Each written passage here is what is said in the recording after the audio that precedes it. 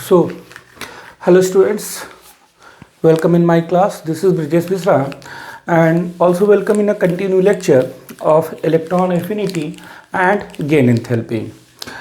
जैसे कि last time पे हम लोगों ने आयनाइजेशन एनर्जी पे डिस्कस किया था, जल्दी हम लोग आयनाइजेशन एनर्जी का एक सेकेंड वीडियो लेकर आएंगे जहाँ पर हम लोग second ionization energy, third ionization energy, इन सब चीज़ों पे डिस्कस करेंगे। बट आज के हम इस लेक्चर में डिस्कस करने वाले हैं electron affinity and gain enthalpy. ये दो बड़े इंपॉर्टेंट से टर्म हैं, बच्चे बड़े कंफ्यूज भी होते हैं इसमें, इलेक्ट्रॉन एफिनिटी और गेन एंथैल्पी में। तो चलिए आज हम लोग डिस्कस करते हैं इलेक्ट्रॉन एफिनिटी और गेन एंथैल्पी क्या होती है। तो ध्यान दें बेटा, इलेक्ट्रॉन एफिनिटी की अगर मैं बात करूं तो इलेक्ट्रॉन एफिनिटी एक टर्म है, ध्यान से देखें, जैसा कि नाम से क्लियर है। एफिनिटी मतलब कोई टेंडेंसी की बात कर रहे हैं। ये एक एनर्जी टर्म तो नहीं है, ये एक टेंडेंसी हुआ करती है और इसी टेंडेंसी को एक्सप्लेन करने के लिए हम लोगों ने यहाँ पर electron gain enthalpy term introduce किया, जिसके बारे में भी हम लोग डिस्कस करेंगे। ठीक है बच्चों, तो चलिए हम लोग बात करते हैं इलेक्ट्रॉन एफिनिटी। क्या होती है इलेक्ट्रॉन एफिनिटी? तो इसको मैं डिफाइन करूँ, मैं कहूँ the amount of energy release when an electron is added, अब आने वाले वर्ड्स पे ध्यान दे जरा, into the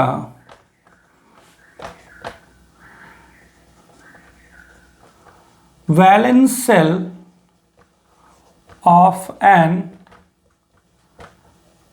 isolated gaseous atom। जब हम आइसोलेटेड गैसियस एटम के वैलेंस सेल में एक इलेक्ट्रॉन ऐड करेंगे, पहला सिंगल इलेक्ट्रॉन ऐड करेंगे, तो जो एनर्जी रिलीज होगी उसे हम या उस टर्म को हम लोग क्या बोलेंगे? Electron affinity. ध्यान रखें, आइसोलेटेड एटम होना चाहिए। आइसोलेटेड मतलब बेटा सिंगल, अकेला। तो आइसोलेटेड का मीन्स ये है बेटा single atom.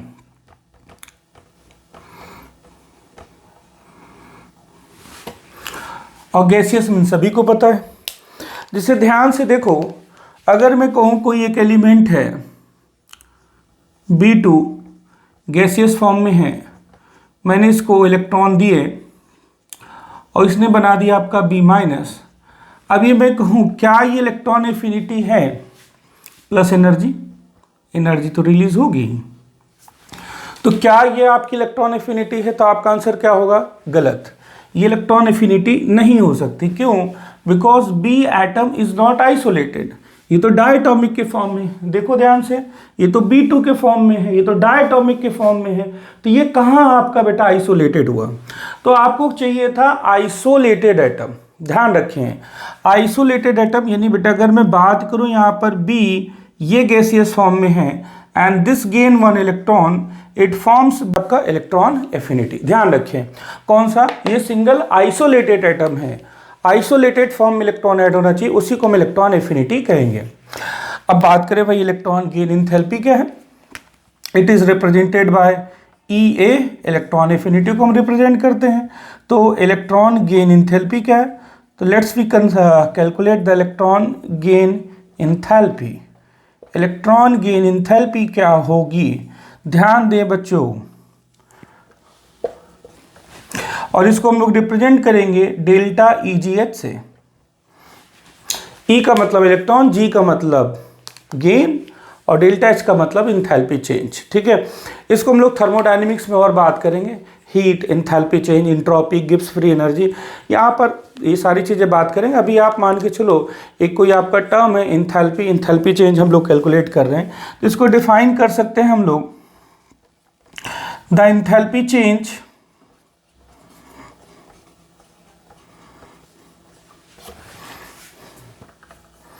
when an electron is added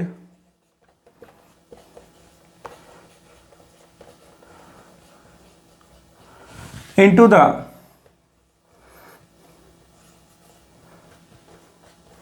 valence shell of an isolated gaseous atom। जब आइसोलेटेड गैसियस एटम में हम लोग एक इलेक्ट्रॉन ऐड करेंगे तो जो इंथैल्पी चेंज होगी, इंथैल्पी चेंज, उसे हम इलेक्ट्रॉन गेन इंथैल्पी कहेंगे। अब सोचोगे इंथैल्पी चेंज क्या है? तो बेटा इंथैल्पी चेंज आप ऐसे कह सकते हो, हीट इवॉल्व या involve at a constant pressure. Constant pressure पे इन्वॉल्व होने वाली हीट क्या कहलाती है? आपकी इंथैल्पी, ठीक है। और फाइनल माइनस इनिशियल, ये जो चेंज आएगी हीट का एट अ कांस्टेंट प्रेशर, उसको हम इंथैल्पी चेंज कहेंगे। ऐसे समझ लीजिए, मतलब इंथैल्पी चेंज कुछ और टर्म नहीं है, एक हीट की ही टर्मिनोलॉजी है, लेकिन इसको हम लोग थर्मोडायनेमिक्स में और अच्छे से सीखेंगे। अभी के लिए तो आप समझ लो, इंथैल्पी चेंज मतलब हीट है, हीट मत at a constant pressure, constant pressure पे हीट, उसे हम इंथैल्पी कहेंगे। उसका चेंज यानी final minus initial, enthalpy change. तो कुल मिलाकर हम कह सकते हैं इंथैल्पी मतलब यही हीट ही है बेटा, ध्यान रखें। तो फिर से energy release is electron affinity, जब आप एक इलेक्ट्रॉन ऐड करेंगे और इंथैल्पी में जो चेंज होगा उसे हम लोग इलेक्ट्रॉन गेन इंथैल्पी कहेंगे। ओके, तो सो प्यारे बच्चों, take a pause and we further discuss on this. 1 2 3 चलो, क्लियर?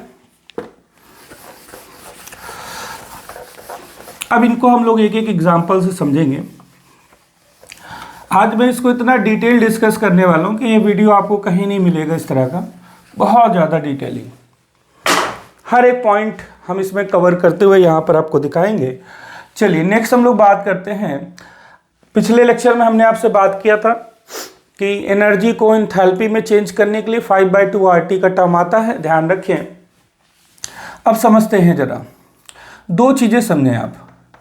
एक एक्सोथर्मिक प्रोसेस है,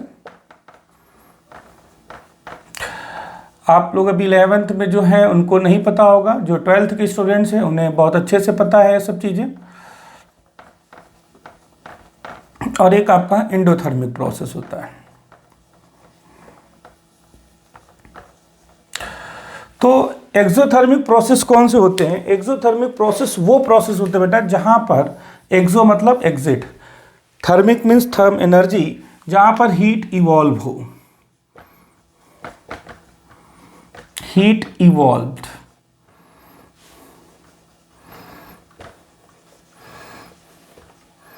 ड्यूरिंग द रिएक्शन, उसे हम बोलेंगे क्या बेटा? आपका एक्सोथर्मिक। फिर यहीं पर हम लोग बात करते हैं जरा एंडोथर्मिक, फिर क्या होगी?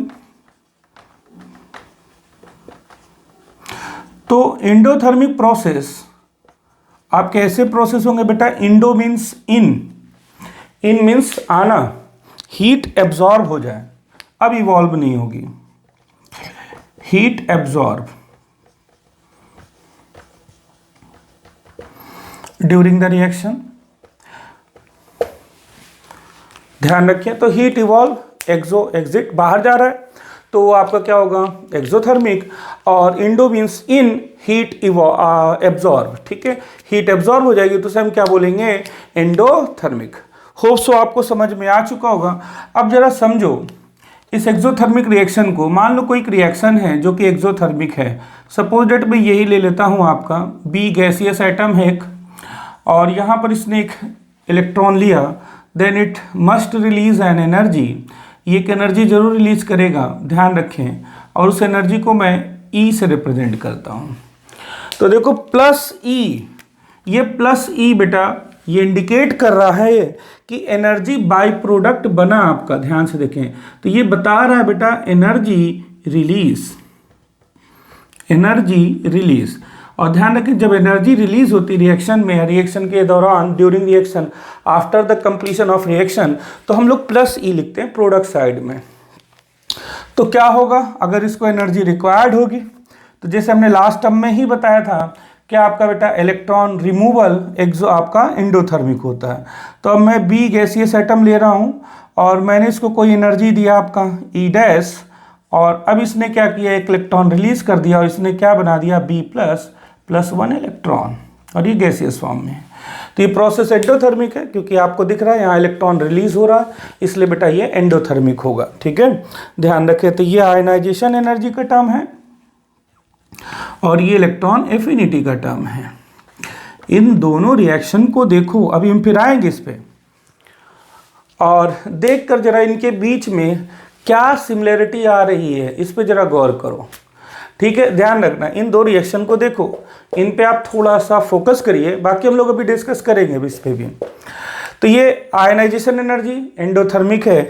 तो देखो यहाँ पर बेटा हमने प्लस ई, फिर से आज हमारी घड़ी बज रही है, अलार्म 12 बज चुके हैं, नाइट क्लास में स्वागत है आपका।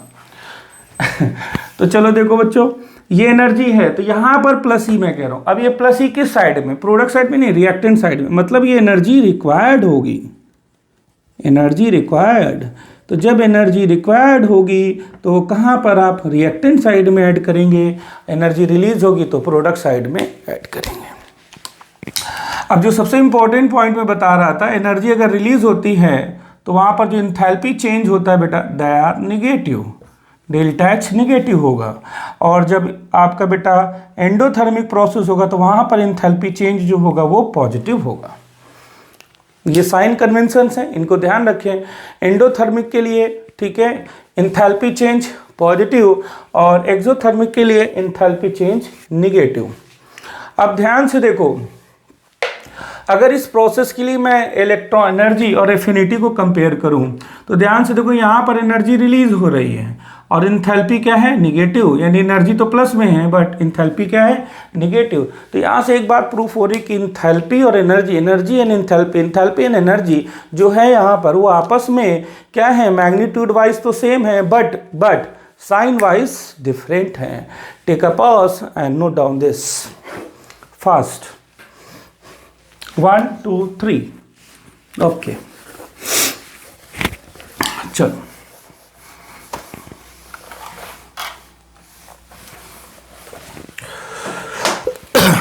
तो हम लोग फटाफट डिस्कस कर लेते हैं।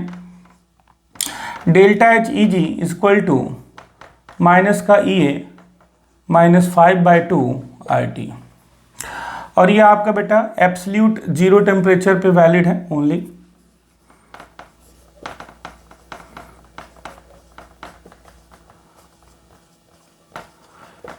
Absolute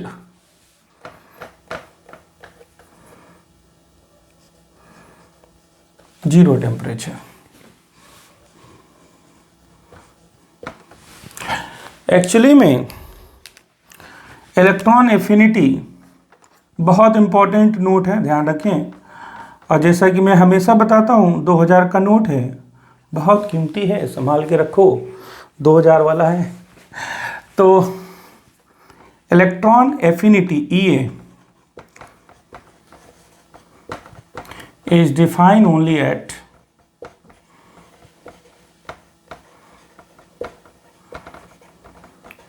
absolute zero temperature.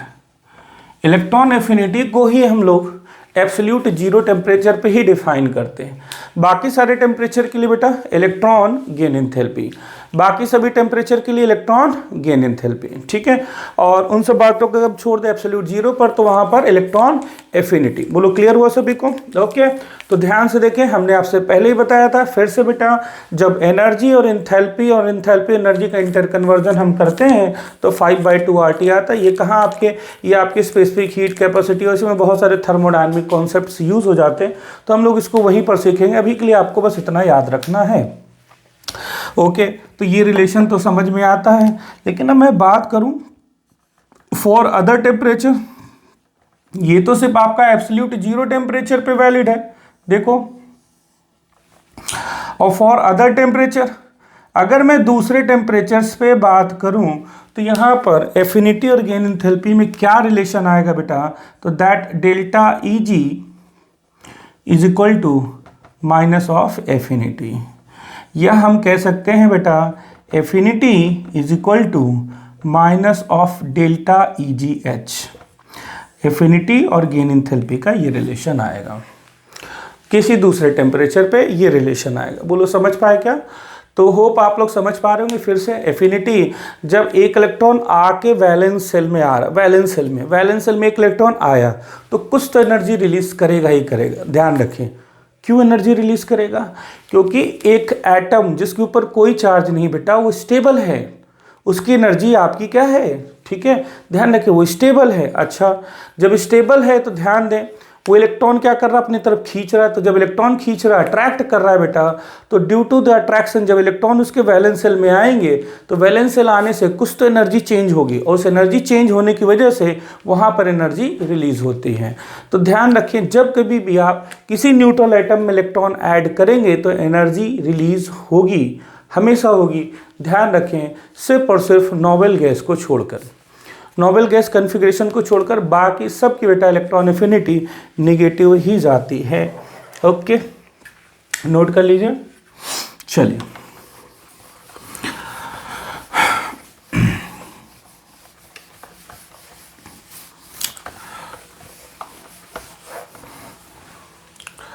अब इसको हम लोग एक और एग्जांपल से समझते हैं। जैसे देखो,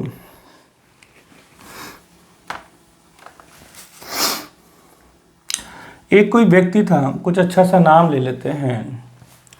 क्या नाम ले लें? चलो एक बढ़िया नाम ले लेते हैं। एक शिवम नाम का व्यक्ति है।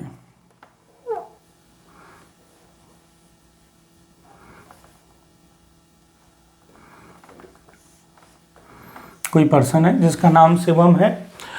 अब उसके पास 10,000 रुपये थे। ध्यान में आ रहा है एग्जाम्पल? ऑलरेडी हम लोग इसको क्लास में डिस्कस कर चुके हैं, बट फिर से बेटा आपके लिए लेकर आए हम एग्जाम्पल। 10,000 रुपीज़ हैं इस बंदे के पास।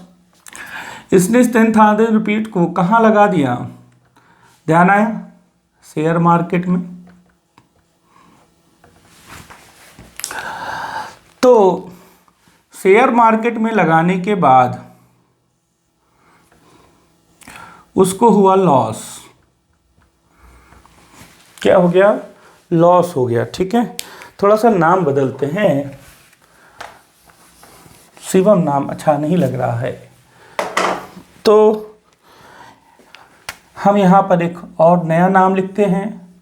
शायद उस बच्ची को याद हो, हम लोगों ने उसका नामकरण किया था। तो यहाँ पर मिस परफेक्शनिस्ट,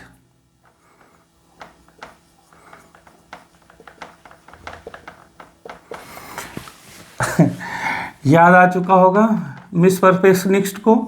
तो मिस परफेक्शनिस्ट ने 10,000 रुपीज़ कहाँ लगाए? शेयर मार्केट में लगा दिए। तो अब शेयर मार्केट में लगाने के बाद उनको हो गया लॉस, और लॉस कितने का हुआ? 4,000 का। 4,000 रुपीज़ का लॉस हो गया। तो अब देखो, जब मिस परफेक्शनिस्ट को 4,000 रुपीज़ का लॉस हुआ तो इनके पास बैलेंस कितना बचा? तो आप बड़ी आसानी से बोलेंगे, कहेंगे 10,000 रुपीज़ थे, लॉस हो गया 4,000 का, तो बचा इनके पास कितना? 6,000 रुपीज़। ठीक है, अब मेरा क्वेश्चन फिर से, लॉस कितने का हुआ? तो आप कहेंगे 4,000 का लॉस हुआ, उसमें कौन सी बड़ी बात है। फिर मैं कहूँ अच्छा ठीक है, तो चेंज इन मनी क्या है? अब थोड़ा सा मैंने क्वेश्चन कॉम्प्लिकेटेड कर दिया।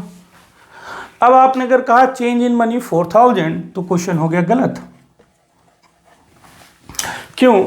क्योंकि चेंज बेटा कैसा भी हो सकता है। चेंज पॉजिटिव भी हो सकता है बच्चों, चेंज नेगेटिव भी हो सकता है। तो चेंज जब भी आएगा साइन के साथ आएगा। आपको यहाँ पे बताना पड़ेगा कि वो चेंज कैसा है, पॉजिटिव चेंज है कि नेगेटिव चेंज है, वो समझाना पड़ेगा आपको।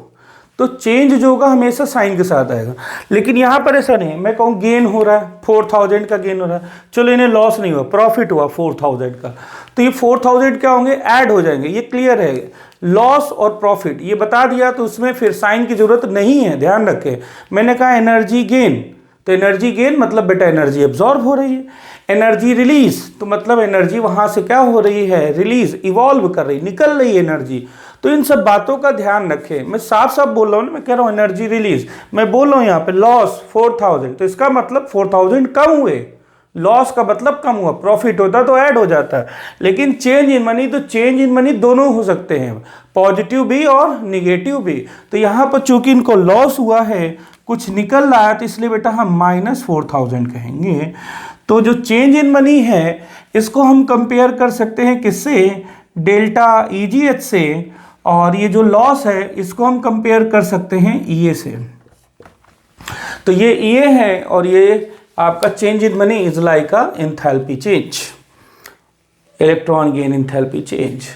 बोलो समझ पा रहे हैं क्या? तो ध्यान रखें, तो जब कभी हम चेंज की बात करेंगे बच्चों, तो चेंज में आपका हमेशा साइन आएगा आइदर पॉजिटिव और निगेटिव। तो कुछ तो आपको पॉजिटिव निगेटिव साइन यहाँ पर लेना ही पड़ेगा, ध्यान रखें। तो ये भी एक टर्मिनोलॉजी था, तो इस हिसाब से आपको क्लियर हो चुका होगा कि what is the electron affinity and what is the electron gain enthalpy. अब देखो इस पे हम लोग थोड़ा सा और डिस्कशन करते हैं।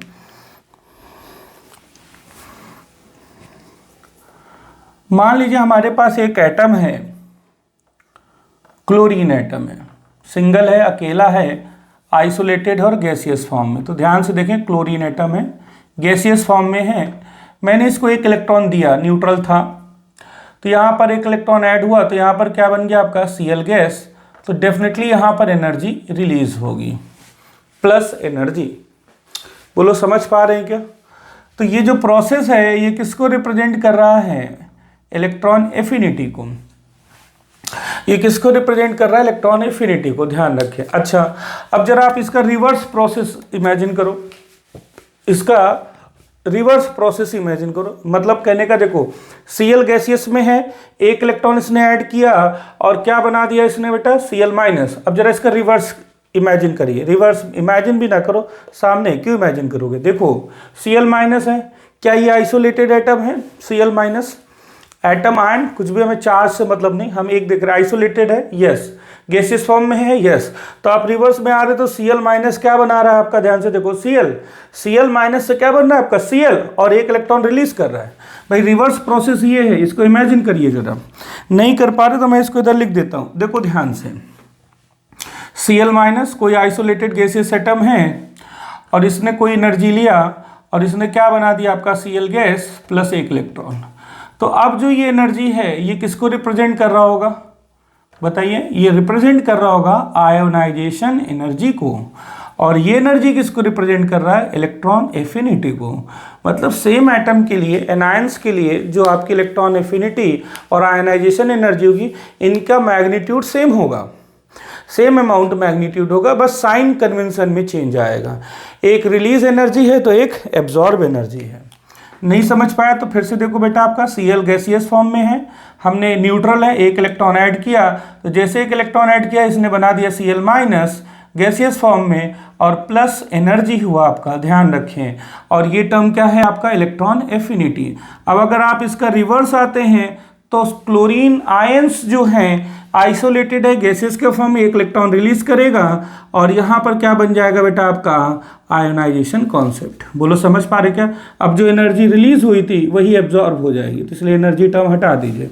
तो इस तरह से अगर इसका आप रिवर्स आओगे तो आयोनाइजेशन एनर्जी, फॉरवर्ड जाओगे तो इलेक्ट्रॉन एफिनिटी। तो हम कह सकते हैं electron affinity of neutral atom is in equal magnitude of ionization energy of same atom। यहाँ एटम से मतलब मेरा एनायन है, सेम, तो मतलब क्यों? साफ साफ लिख दें, मतलब क्यों? सेम एनायन, वही सेम एनायन उसी एटम का, जब सेम एनायन होगा तो उसकी आयोनाइजेशन एनर्जी। तो अब देखो यहाँ पर आप क्या कह सकते हो? आप कह सकते हो बेटा ionisation energy of chloride ion is equal to the electron affinity of chlorine. Magnitude wise तो बराबर होंगे, ठीक है, साइन में थोड़ा सा फर्क आएगा। एक क्या होगा? एक्सोथर्मिक है, एनर्जी रिलीज होगी, एनर्जी रिलीज, और एक क्या है आपका बेटा? एंडोथर्मिक है, वहां पर एनर्जी गेन होगी।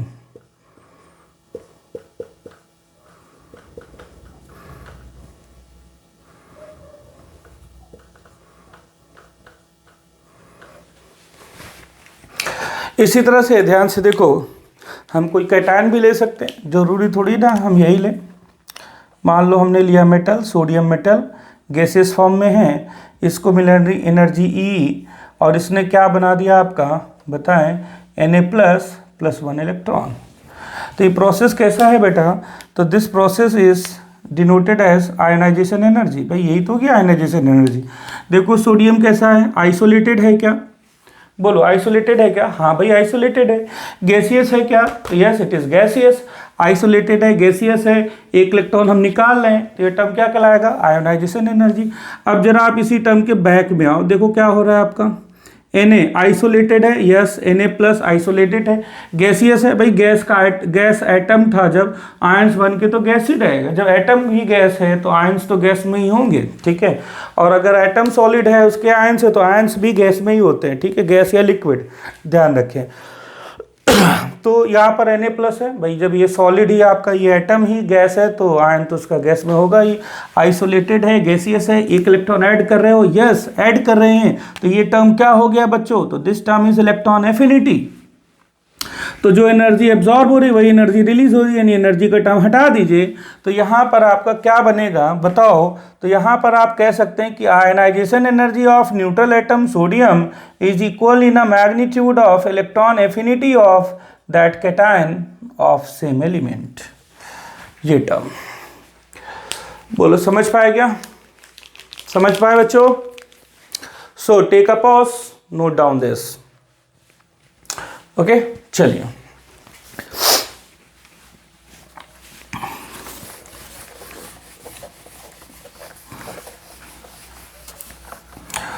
अब बात करें बेटा इनके यूनिट्स की, तो यूनिट्स वही एनर्जी की यूनिट्स होगी, joule, kilo joule, calorie, kilo calorie, electron volt, mega electron volt, ये सब इसके यूनिट्स हैं। बात करें बेटा फैक्टर्स,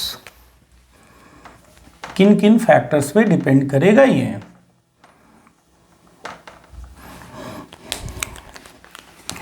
तो पहला फैक्टर आता है बेटा आपका electron affinity is inversely related to the size of atom. Electron affinity जो होते हैं बेटा साइज ऑफ एटम के इनवर्सली रिलेटेड होते हैं, यानी जितना बड़ा साइज होगा उनकी इलेक्ट्रॉन एफिनिटी उतनी ही कम होगी, जितना बड़ा साइज इलेक्ट्रॉन एफिनिटी उतनी ही कम। ओके दूसरा फैक्टर और देखते हैं, तो electron affinity is directly related to Zeff. Zeff का मतलब समझते हो, जेड का मतलब न्यूक्लियर चार्ज, और EFF का मतलब क्या है, effective, effective nuclear charge. Shielding या स्क्रीनिंग के बाद जो चार्ज बचा उसी को हम लोग बोलते बेटा इफेक्टिव न्यूक्लियर चार्ज। सील्डिंग या स्क्रीनिंग के बाद जो चार्ज बचेगा उसको बोलेंगे इफेक्टिव न्यूक्लियर चार्ज। समझा चुके हैं, इट्स पे भी वीडियो जल्द ही ले आएंगे। चलो ध्यान से देखो, next electron affinity is related to electronic configuration. तो स्टेबल इलेक्ट्रॉनिक कन्फिग्रेशन के कैसा होगा, डायरेक्टली या इन्वर्सली, इन्वर्सली हो जाएगा। स्टेबल इलेक्ट्रॉनिक कन्फिग्रेशन, ध्यान रखें इलेक्ट्रॉनिक कन्फिग्रेशन, तो स्टेबल इलेक्ट्रॉनिक कन्फिग्रेशन क्या है, what is the electronic configuration, कोई बताएगा। हमने आपको बता रखा था, school school public school public school Delhi public school Delhi public school fraud Delhi public school fraud Delhi public, this is the configuration. कुछ लोग समझ चुके होंगे, कुछ लोग नहीं समझे, तो कोई बात नहीं, school school public school Delhi public school fraud Delhi public school and fraud Delhi public. Numbering कर दो, 1 2 2 ले लो, फिर 2 3 3 ले लो, 3 4 फिर 4 ले लो, 4 5 5 ले लो, 5 6 फिर आपका 6 ले लो, ठीक है क्या आ जाएगा बताओ, 6 7 7 ले लो, 7 सब पी के नीचे लिखो। अब 4 के पहले क्या आएगा 3, 5 के पहले 4, 6 के पहले 5 4 फिर यहाँ पर 6 5, क्या बन गया फिर से देखो, स्कूल स्कूल दो बार स्कूल लिया ना, पब्लिक स्कूल है, प्राइवेट स्कूल है, ध्यान रखो कौन सा, दिल्ली पब्लिक स्कूल, ध्यान सुना है ना। फिर दो बार स्कूल लिया, दो बार पब्लिक स्कूल, तो दोनों स्कूल कैसे हैं, दिल्ली पब्लिक स्कूल है, और दोनों ही फ्रॉड हैं बेटा। Fraud Delhi public school, fraud Delhi public school की जरूरत है नहीं, क्योंकि 8S होता नहीं, इसके बाद आएगा तो 8 आएगा, तो 8S होता ही नहीं, ठीक है। यहीं तक आपके 118 एलिमेंट आ जाएंगे। आई बात समझ में कुछ, 118 एलिमेंट आ चुके हैं यहाँ पर। कन्फिग्रेशन 1:2 2:2 P3 3:3 P3 4:3 D4 सो। बाकी तुम पढ़ लेना, होशियार हो, अच्छे हो। इसको इलेक्ट्रॉनिक कन्फिग्रेशन कहते हैं। तो ध्यान से देखो बेटा, स्टेबल इलेक्ट्रॉनिक कन्फिग्रेशन की अगर मैं बात करूं, stable electronic configuration, stable electronic configuration, तो आप सभी को पता है half filled and full filled orbitals are stable. ये किसने बोला था? हुंड ने बोला था। तो हुंड ने क्या बोला था? Hund state that don't make a झुंड। जाना है क्या? As per the हुंस rule. क्या आपका बेटा? Half filled and full filled orbitals are more stable than incomplete. तो ये सारी चीजें हो गई, ध्यान रखें। जैसे मैं बात करूं पी में, भाई एस में क्या? एस में क्या? कुछ नहीं, दो ही तो इलेक्ट्रॉन आएंगे। एक कर दोगे तो हाफ फील्ड हो जाएगा, और बाकी पूरा फुल होगा तो फुल फील्ड होगा। उसमें कुछ और सिचुएशन बनती नहीं। तो दोनों ही स्टेबल है, तो उसमें काय का डिस्कस करें? ठीक है, उसमें कुछ बचेगा ही नहीं बेटा। क्या बचा है इसमें? पी में कंफ्यूजन करते हैं हम लोग। चलो ठीक है, तो पी में देखो आपका P3, पी सब सेल में फिर कितने सब सेल्स होते हैं बोलो? Full field. डी में बात करें तो D5, D10, एफ में बात करें तो 7 और 14। तो ये स्टेबल कन्फिग्रेशन होता है। P3 या P6, D5 या D10, F7 या F14। अच्छा, अब यहाँ पर एक और मैं रेड से दिखता हूँ, D में एक और स्टेबल होता है यार, इसको भी ध्यान रखना। D3 आयनाइजेशन के लेक्चर में बताया था। ऐसा इसलिए होता है क्योंकि डी सबसेल्स बहुत बड़े हैं, 5 हैं इनमें। ठीक है, इतना बड़ा सबसेल जो है उनका मैग्नेटिक मूवमेंट सबका सेम होता नहीं है, सबका ओरिएंटेशन सेम होता नहीं है। तो 2 भाग में टूट जाते हैं, 3 के सेट में और 2 के सेट में। तो 3 वाले को 3 डिब्बे बन के जब टूटेंगे तो उसमें एक ही भरोगे, 3 ही तो आएगा अनपेयर्ड इलेक्ट्रॉन। तो D3 भी स्टेबल है। अब कहोगे सर ये भी तो टूटेंगे, तो 7 हैं। जब 5 तोड़ रहे हो आप सर, तो 7 वाले तो टूटेंगे ही, डेफिनेटली ब्रेक होंगे। बट एफ ऑर्बिटल का कन्फिग्रेशन, इनका ब्रेकिंग, इनकी स्प्लिटिंग, मतलब ये टूटना, ये हमारे सिलेबस में नहीं है। नोट करें, ये सिलेबस ही नहीं है बच्चों। तो क्यों डिस्कस करेंगे फालतू में? इतना ही पढ़ ले भाई, बहुत है। तो फिर से देखो, electron affinity size of atom की इन्वर्सली। क्यों? साइज बड़ा हो गया तो उसके इलेक्ट्रॉन खींचने की टेंडेंसी कम हो गई। साइज बड़ा है तो इलेक्ट्रॉन कम खींचेगा, ठीक है। साइज छोटा है तो इलेक्ट्रॉन ज़्यादा खींचेगा। अब ऐसा जरूरी नहीं कि साइज छोटा होगा तो इसकी एफिनिटी ज़्यादा होगी। यही तो केमिस्ट्री है, जो दिखता है वो होता नहीं, जो होता है वो दिखता नहीं। अभी डिस्कस करेंगे हम। और स्टेबल कन्फिग्रेशन की इन्वर्सली कन्फिग्रेशन अगर स्टेबल हो गया तो क्यों इलेक्ट्रॉन लेगा भाई? क्यों लेगा? इलेक्ट्रॉन कहेगा हम तो स्टेबल, हमें हुंड ने स्टेबल किया है। P3, P6, D5, D10, D3, F7, F14, ये स्टेबल कन्फिग्रेशन है। ये इलेक्ट्रॉन लेना ही नहीं चाहेंगे।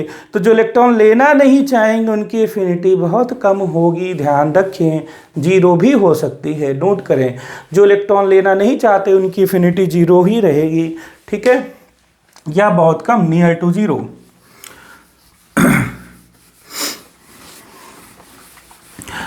अब इसको हम लोग एक एग्जाम्पल से समझते हैं तो और अच्छे से समझ में आएगा।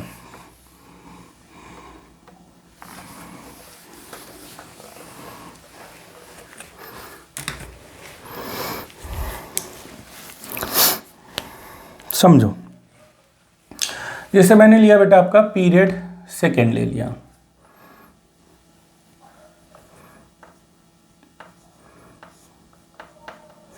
तो पीरियड सेकेंड के एलिमेंट्स कौन कौन से हैं? लिथियम, बेरिलियम, बोरान,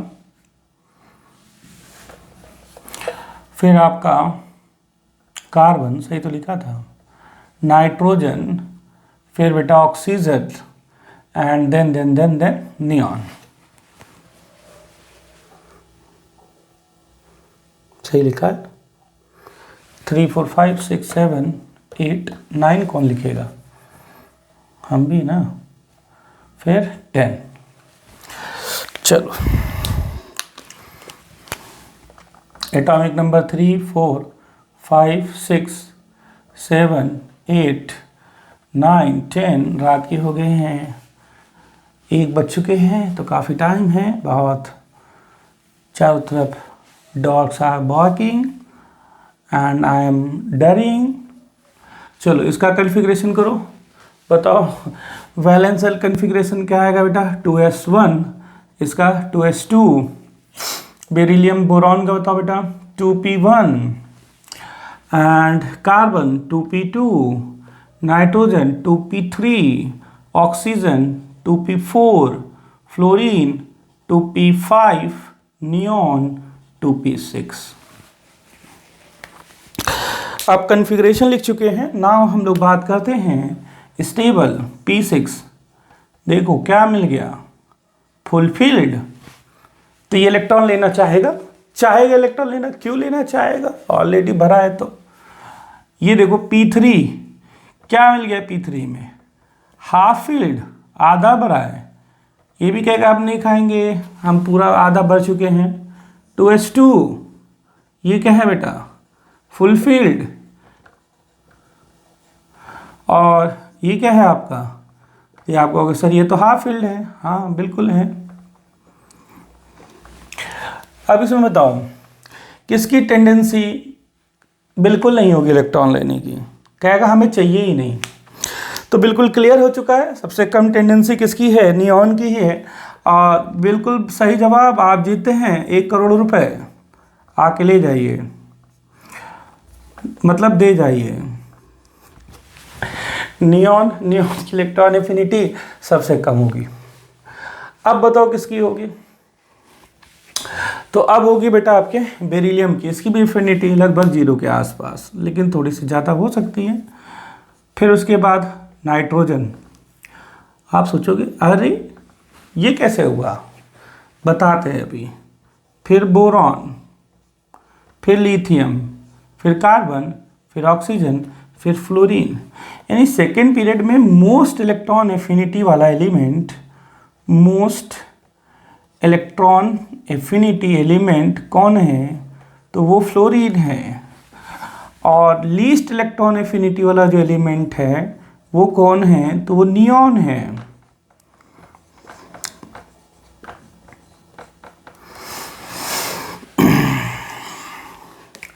अब आप सोचोगे भाई ये तो हाफ फील्ड है, ये सर क्यों आपने बोला कि इलेक्ट्रॉन लेगा। भाई देखो इसकी इलेक्ट्रॉन एफिनिटी ये रही, ठीक है, ये तो समझ में आया, नियॉन का सबसे कम। समझ में आया कि नहीं आया तो क्या कर सकते हैं, कुछ नहीं कर सकते। फिर से समझो, 2p6 फुलफिल है, इसके पास इलेक्ट्रॉन एक्सेप्ट करने की टेंडेंसी है ही नहीं बिल्कुल से, तो इसकी इलेक्ट्रॉन एफिनिटी 0।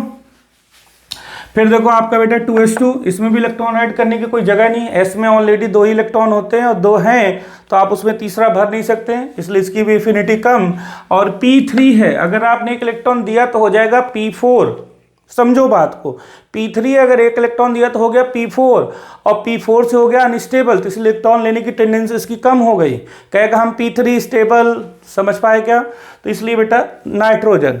फिर उसके बाद आता है आपका क्या, ठीक है, तो ध्यान से देखें, बोरॉन, और फिर आता है लिथियम, ठीक है। अब सोचोगे अरे ये तो p1 है, अरे ये तो s1 है।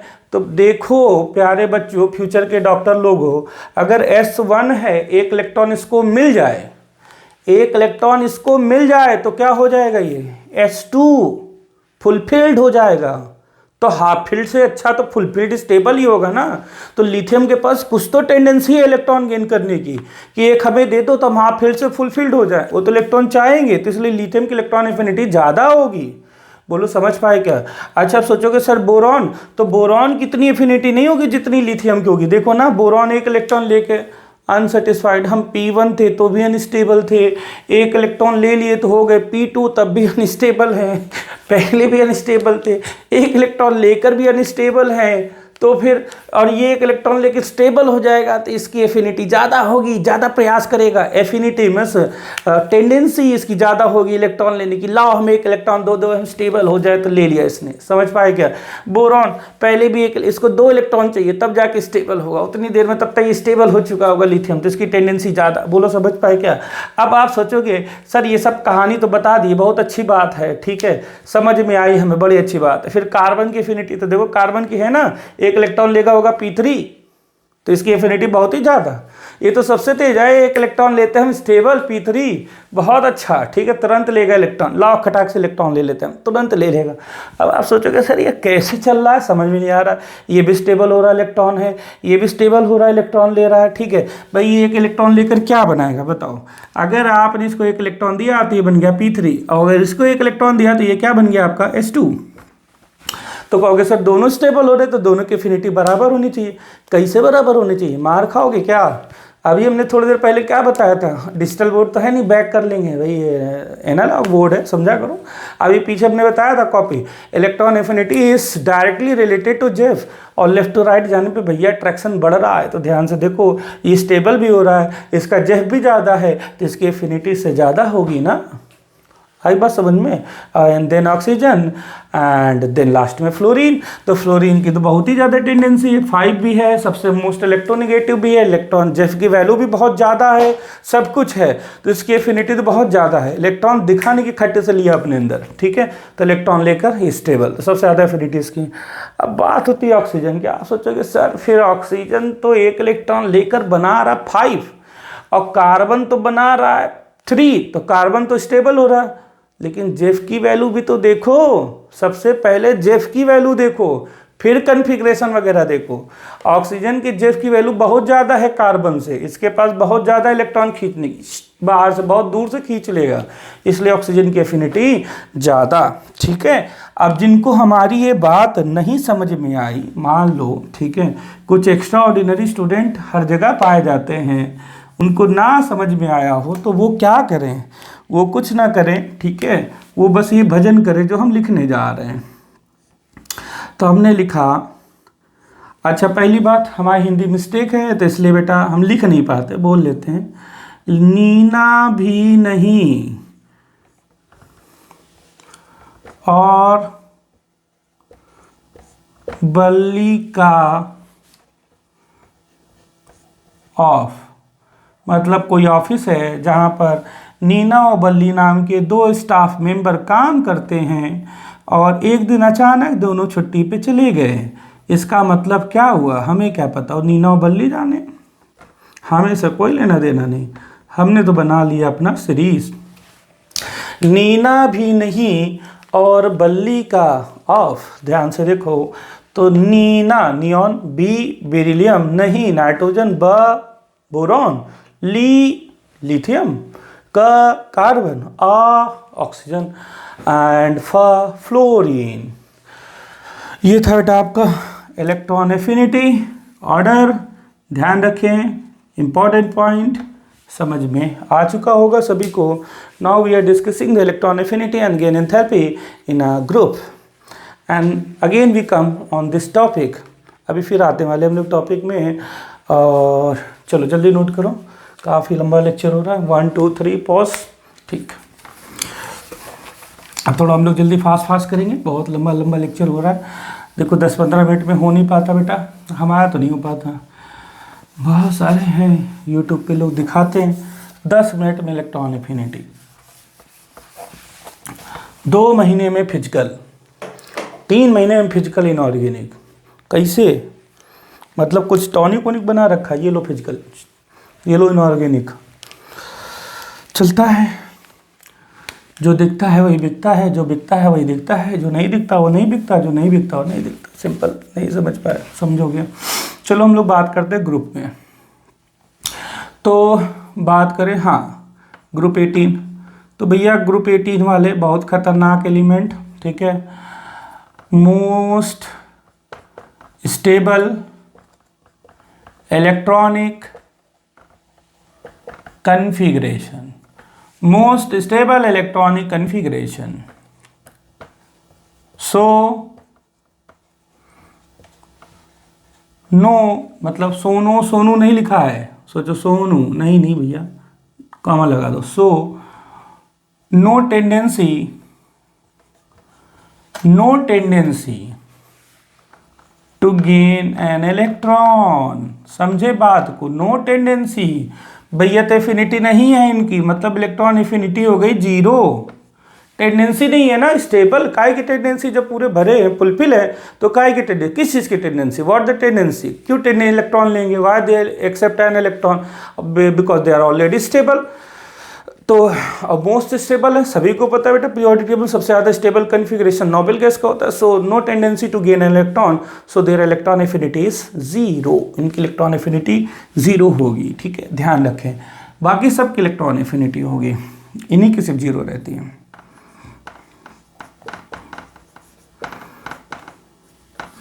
और रेस्ट ऑफ ग्रुप जो होंगे बेटा, उन सब की इलेक्ट्रॉन एफिनिटी क्या होगी, निगेटिव होगी, ठीक है। अब जरा समझना कुछ कहानी।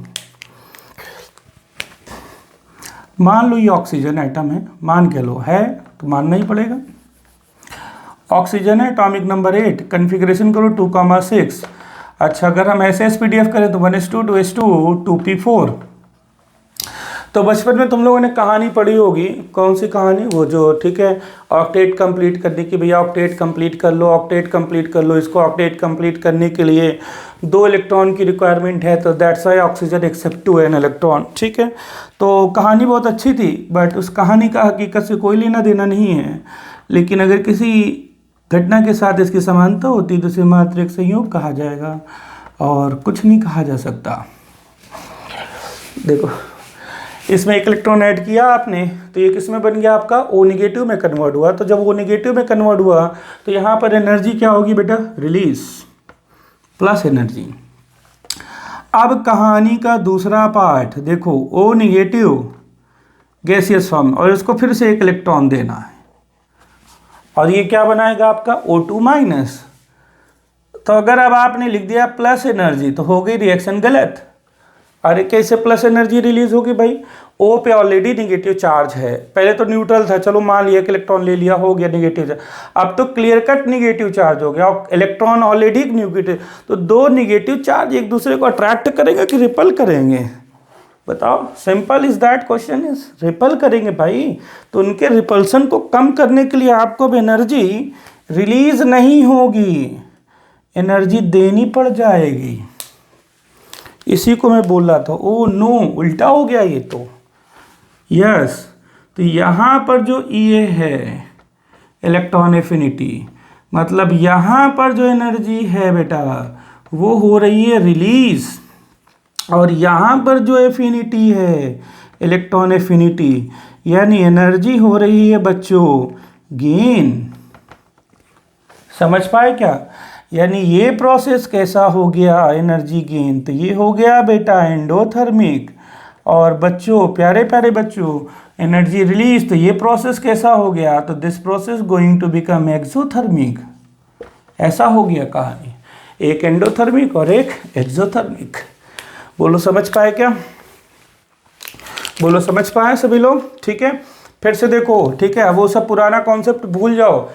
इसके वैलेंस शेल में 5 इलेक्ट्रॉन है, नाइट्रोजन के तो 3 इलेक्ट्रॉन एक्सेप्ट करने की टेंडेंसी रखता है, because octet is more stable, ये सब फलाना ढमाका।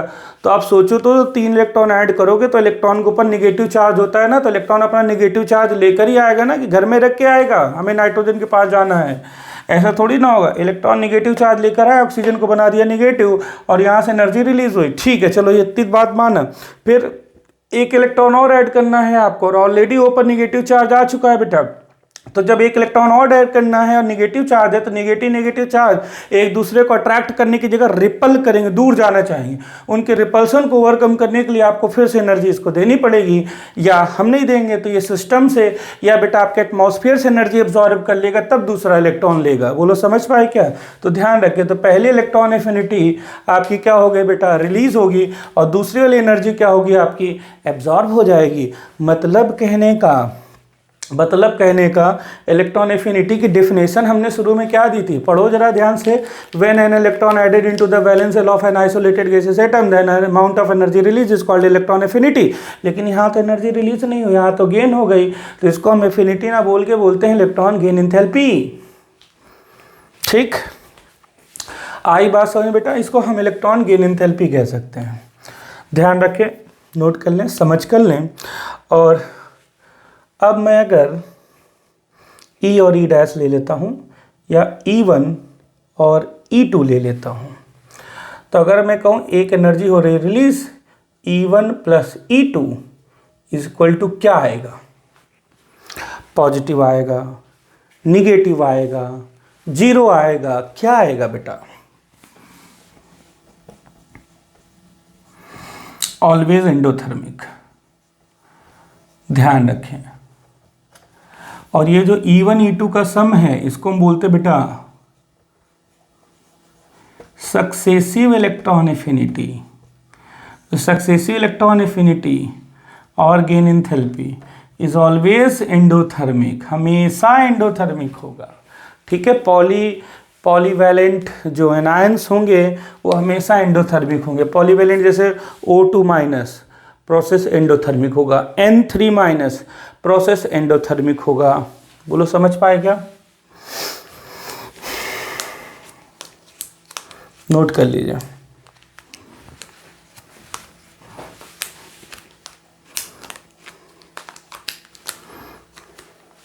हो गया? चलो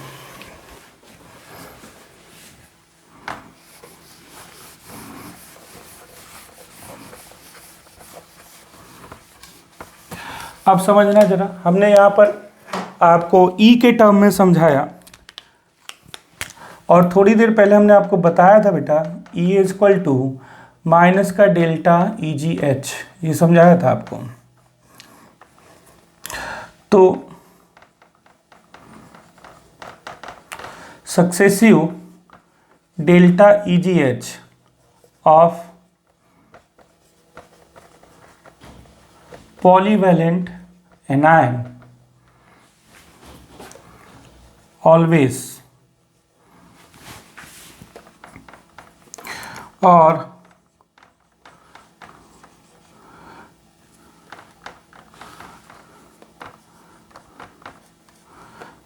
successive EA of polyvalent anion always. मान लो भाई ठीक है, हम उसको इलेक्ट्रॉन एफिनिटी ही कंसीडर कर रहे हैं सेकंड वाले, कह रहे भाई ये भी इलेक्ट्रॉन एफिनिटी, तब क्या होगा, ऐसा हमने मान लिया तो भाई मानना पड़ेगा। ठीक है, या किसी क्वेश्चन में मान लिया तो बेटा अब इस रिलेशन से आओ। तो हमने क्या कहा, आपका प्रोसेस कैसा होगा, तो प्रोसेस होगा एंडोथर्मिक। तो बेटा अगर कोई प्रोसेस एंडोथर्मिक है बच्चों, तो उसका डेल्टा HEG क्या होगा आपका, तो भैया डेल्टा HEG होगा पॉजिटिव। ठीक है, उल्टा क्यों लिख रहे हैं हम भी ना। तो डेल्टा EGH क्या होगा आपका बेटा, पॉजिटिव। एंडोथर्मिक प्रोसेस है, पॉलीवैलेंट एनायन बनना, 2 इलेक्ट्रॉन लेना, 3 इलेक्ट्रॉन लेना या इससे ज़्यादा लेना, पॉलीवैलेंट एनायंस होते हैं, ये ध्यान रखें। तो प्रोसेस कैसा है बेटा, एंडोथर्मिक, और एंडोथर्मिक होगा। ठीक है, ऑलवेज एंडोथर्मिक। और एंडोथर्मिक के लिए आप सभी को पता है बेटा, क्या पता है कि डेल्टा H क्या होगा वहाँ पर, डेल्टा EGH ऑलवेज पॉजिटिव, हमेशा एंडोथर्मिक होगा। कहीं पर भी नहीं देखा गया बेटा कि एनर्जी वहाँ पर रिलीज होगी, ध्यान रखें। ठीक है, तो अगर ये ठीक है एंडोथर्मिक हो गया, यानी आपका डेल्टा HEG पॉजिटिव है, तो इलेक्ट्रॉन एफिनिटी फिर क्या होगी बताओ।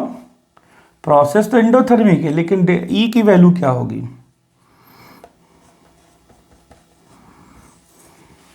E की वैल्यू निगेटिव आएगी, क्योंकि दोनों तो अपोजिट हैं, मैग्नीट्यूड वाइज सेम है ना।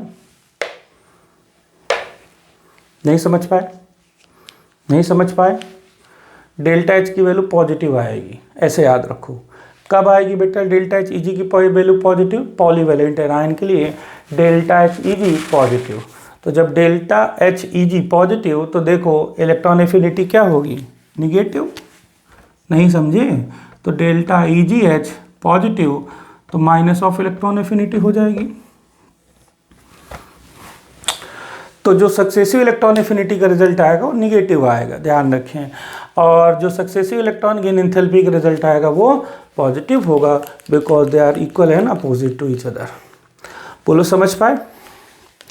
ओके, तो नोट कर लीजिए। फिर कुछ और हम लोग थोड़ा सा इसके एक्सेप्शंस रूल्स रेगुलेशन पे बढ़ते हैं और फिर कुछ इंपॉर्टेंट से पॉइंट पे डिस्कस करके इस चैप्टर को हम लोग क्लोज करते हैं। इस टॉपिक को, मतलब चैप्टर तो नहीं भाई। अब फटाफट हम लोग ग्रुप में डिस्कस कर लेते हैं बच्चों थोड़ा सा। तो हम लोग स्टार्ट करते हैं ग्रुप 17 से। 18 का तो बता दिया भाई, कहानी पूरी खत्म हो चुकी है। तो ग्रुप 17 में क्या है? फ्लोरीन, और देन क्या है बेटा आपका? क्लोरीन, ब्रोमीन और आयोडीन। एस्टाटाइन जो है वो आपके रेडियो एक्टिव एलिमेंट्स हैं, उनकी बात मैं नहीं कर रहा हूँ। तो अगर आपने ऐसा बोला fluorine is more than chlorine then bromine and then iodine, और ऐसा लिखकर आपने इलेक्ट्रॉन एफिनिटी का टर्म लिख दिया, तो ये हो गया गलत।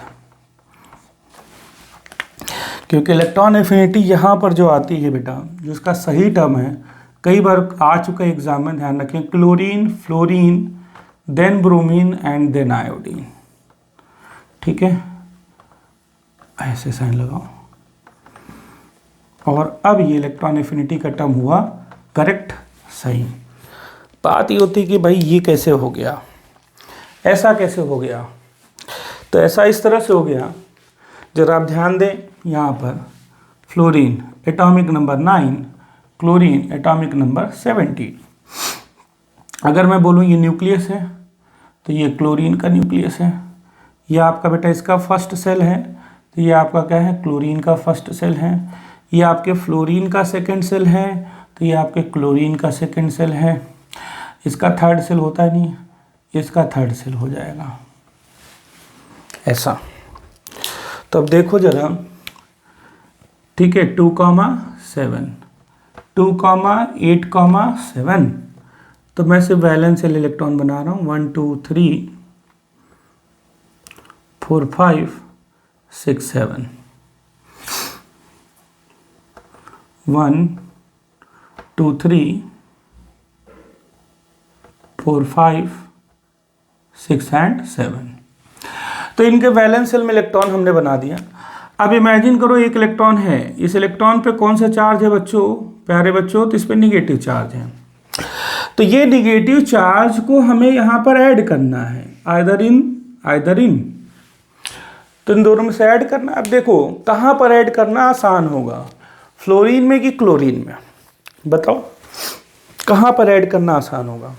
तो देखो अगर आपके पास कन्फ्यूज़न है तो हम कन्फ्यूज़न दूर किए देते हैं, इसमें ऐड करना इजी हो जाएगा। क्यों?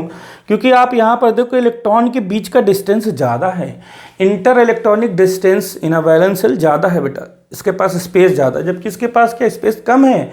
इंटर इलेक्ट्रॉनिक रिपल्सन ऑलरेडी बहुत ज़्यादा है, इलेक्ट्रॉन पास एक दूसरे को ऑलरेडी रिपल कर, उसी में से एक इलेक्ट्रॉन हम और लेकर आ रहे बाहर से ऐड करने के लिए। हम नहीं ला रहे, अपने आप आ रहा है। जेफ इस अट्रैक्शन है ना, इलेक्ट्रॉन खींच रहा होगा इलेक्ट्रॉन, ये तो ये अब जेफ अट्रैक्शन की वजह से इलेक्ट्रॉन खींच रहा है, लेकिन इसमें इलेक्ट्रॉन ऐड नहीं हो पाएगा, जबकि ऐड इसमें हो जाएगा। बोलो समझ पा रहे हैं ना? तो यहाँ पर क्या हो रहा है बेटा, हम दो मैग्नीट्यूड एक साथ लेकर चल रहे हैं, सरफेस एरिया जेफ, सरफेस एरिया जेफ, इन दोनों को मिलाकर जीत क्लोरीन की हो जाती है और फ्लोरीन हार जाता है। अब सोचो कि सर आयोडीन का तो सरफेस एरिया बहुत ज़्यादा है, लेकिन जेफ तो नहीं है, इलेक्ट्रॉन अट्रैक्ट तो करना चाहिए उसको भाई। बाहर सोर्स, अगर बाहर कहीं पर इलेक्ट्रॉन है तो उसके न्यूक्लियस के पास टेंडेंसी तो होनी चाहिए इलेक्ट्रॉन खींचने की। आयोडीन के पास है ही नहीं टेंडेंसी, बहुत कम टेंडेंसी है। इसलिए बेटा, ठीक है, ये नहीं कह रहा हूँ नहीं है, सॉरी, कम टेंडेंसी, बहुत कम टेंडेंसी। तो इसलिए भले ही उसके पास बहुत बड़ा सरफेस एरिया है, तो क्या हुआ, उससे कोई मतलब नहीं है। ठीक है ना, समझ पाए ना? ठीक, तो ध्यान रखें, जैसे पैसे बहुत है तो उससे क्या हुआ, दान करने के लिए दिल बड़ा होना चाहिए, पैसे से क्या वैसे ये एरिया है तो क्या जेफ होना चाहिए इलेक्ट्रॉन खींचने के लिए, इसके पास जेफ भी है एरिया भी, इसलिए क्लोरीन की इलेक्ट्रॉन एफिनिटी ज़्यादा हो जाती है। अब 16 में हम लोग बाद में आएंगे, पहले ग्रुप 14 में 15 में देख लेते हैं। तो ग्रुप 15 के एलिमेंट क्या है बेटा, nitrogen, phosphorus, arsenic, antimony and bismuth. Nepal, Pakistan, Australia सब भिखारी। इसमें भी इलेक्ट्रॉन एफिनिटी का ऑर्डर वही चलेगा, सेकंड वाले का बेटी कहानी वही चलेगी बच्चों, phosphorus, nitrogen, then arsenic, then antimony and then bismuth. Same order चलने वाला है, यही इलेक्ट्रॉन एफिनिटी का ऑर्डर इधर भी रहेगा बेटा। इसी तरह से ग्रुप 14 का भी रहेगा। तो ग्रुप 14 में काशी गए शंकर पार्वती, ओम नमः शिवाय। तो इसमें भी इलेक्ट्रॉन एफिनिटी सेम वही रहेगा, silicon, carbon, germanium, tin and lead. This is the electron affinity order. और यही electron affinity same electron affinity order 13 में भी चलेगा। अब बात करते हैं हम लोग जरा ऑक्सीजन की, नोट करो। और ऑक्सीजन की बात करते हैं और फिर से आते हैं हम लोग एफिनिटी वर्सेस गेन एंथैल्पी। तो नोट करिए 1 2 3 पॉज नोट, ओके डन। तो देखते हैं हम लोग ग्रुप 16 एलिमेंट।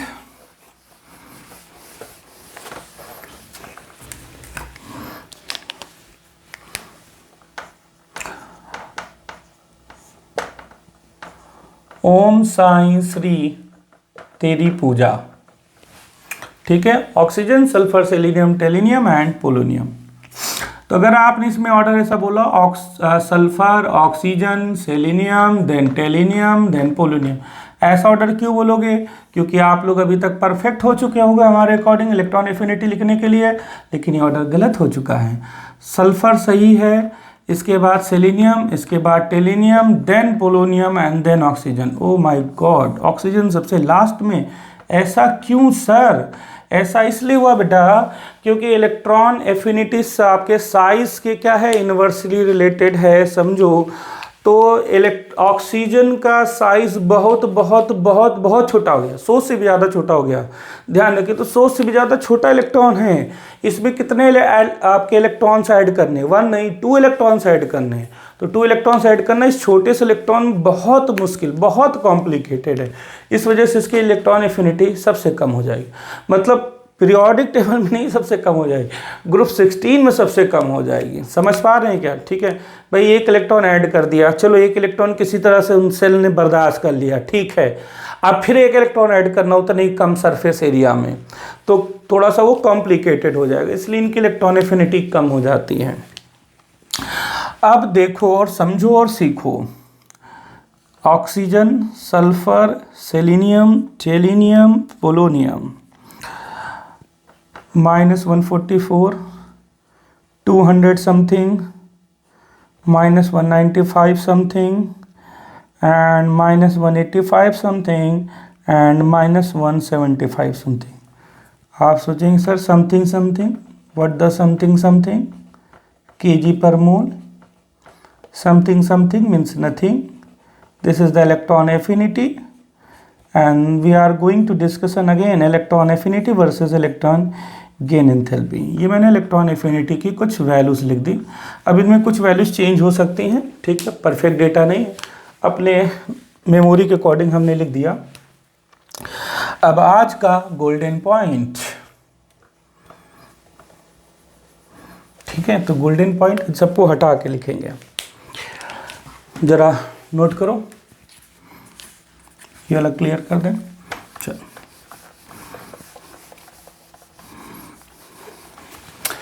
तो देखो गोल्डन पॉइंट क्या कहता है।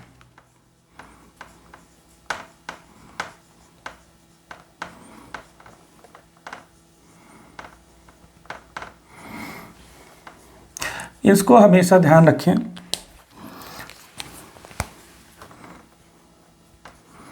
Electron affinity compare with magnitude only. Electron affinity जब भी कंपेयर करें सिर्फ मैग्नीट्यूड देखें, सिर्फ मैग्नीट्यूड देखें, उस मैग्नीट्यूड के सिवा और कुछ नहीं देखना। But delta EGH compare with magnitude and sign, ये भी देखना है। पॉजिटिव है कि निगेटिव है ये भी देखना है। समझो बात को, हमें सिर्फ मैग्नीट्यूड देखना है, इलेक्ट्रॉन एफिनिटी। तो अब देखो ध्यान से, इलेक्ट्रॉन एफिनिटी का सबसे बड़ा ऑर्डर, सिर्फ मैग्नीट्यूड देखो, आंख बंद कर लो, माइनस हटाओ, माइनस मत देखो। तो सल्फर सबसे ज़्यादा, देन क्या है बेटा आपका selenium, then tellurium, then polonium, और देन सबसे कम कौन आपका ऑक्सीजन। ये क्या हो गया आपका इलेक्ट्रॉन एफिनिटी। ठीक, ये तो अभी बताया था थोड़ी देर पहले। अब आते हैं गेन एंथैल्पी। देखो ध्यान से, मैग्नीट्यूड और साइन भी देखना है, साइन लेना है। अब माइनस मतलब कम, जीरो से कम, प्लस मतलब जीरो से ज़्यादा, हीरो। तो देखो ध्यान से, अब इसमें बताओ सबसे कम वैल्यू किसकी होगी, देखो, और सबसे ज़्यादा किसकी होगी। क्या सबसे ज़्यादा ऑक्सीजन की हो चुकी है, देखो -144, कम नेगेटिव है। मैग्नीट्यूड भी देखना है, साइन भी देखना है। देन बेटा आपका polonium, then tellurium, then selenium and then sulphur. This is the delta EGH, electron gain enthalpy. अरे उल्टा ऑर्डर हो गया क्या, उल्टा तो होगा ही ना, because delta EGH is equal to minus of EA। इसका मतलब क्या है, इनवर्स ही तो होता है भाई, नहीं समझे, नोट कर लो, यही था आज का गोल्डन पॉइंट।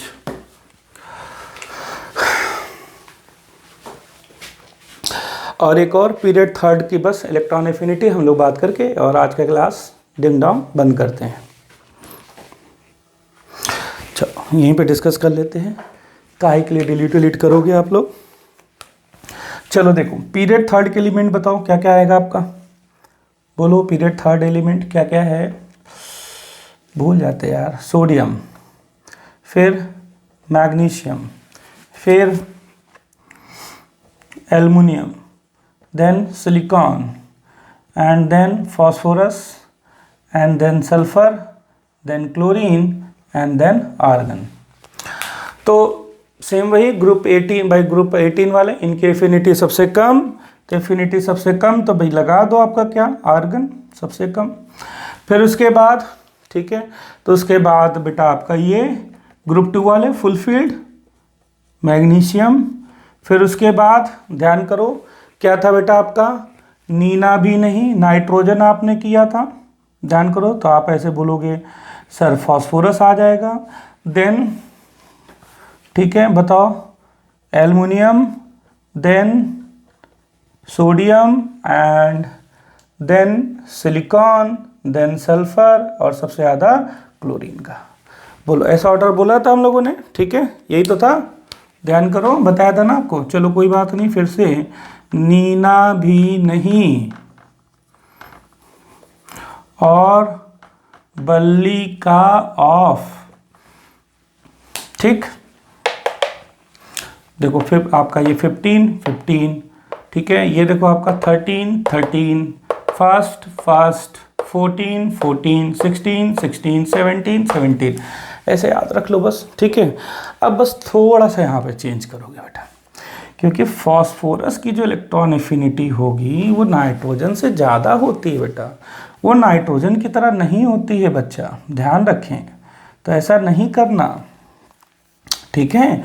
फास्फोरस अभी बताया ना आपका, फास्फोरस सेकेंड एलिमेंट है, तो जब सेकेंड एलिमेंट है आपका भी बताया, देखो कहाँ गया, हाँ ग्रुप 15 में आपको बताया कि नहीं, ग्रुप 15 में इलेक्ट्रॉन एफिनिटी किसकी ज़्यादा होगी बेटा, आपके फास्फोरस की, सेकेंड मोस्ट।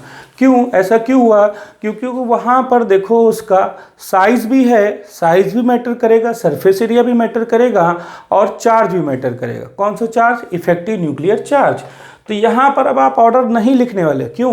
नाइट्रोजन की एफिनिटी कम है, ध्यान रखें, लेकिन बेटा फॉस्फोरस की एफिनिटी कम नहीं होगी, फॉस्फोरस की एफिनिटी ज़्यादा होगी, ध्यान रखें, ठीक है। तो यहाँ पर ऑर्डर जो आएगा वो ऑर्डर आएगा बेटा आपका aluminium, then sodium and then phosphorus, ऐसा बस ये चेंज हो जाता है, ध्यान रखें। तो this is the order of electron affinity, और इसको उल्टा कर दो तो order of electron gain enthalpy बन गया आपका chlorine, sulphur, silicon, phosphorus, sodium, aluminium, magnesium and then A R. ये हो गया बेटा डेल्टा EgH। तो ये था आपका electron gain enthalpy versus affinity, affinity versus gain enthalpy. Hope so सभी को समझ में आया होगा and you enjoy last. Okay, so thank you very much. Lecture पसंद आया बेटा तो please subscribe and share it. Okay, thank you, good night.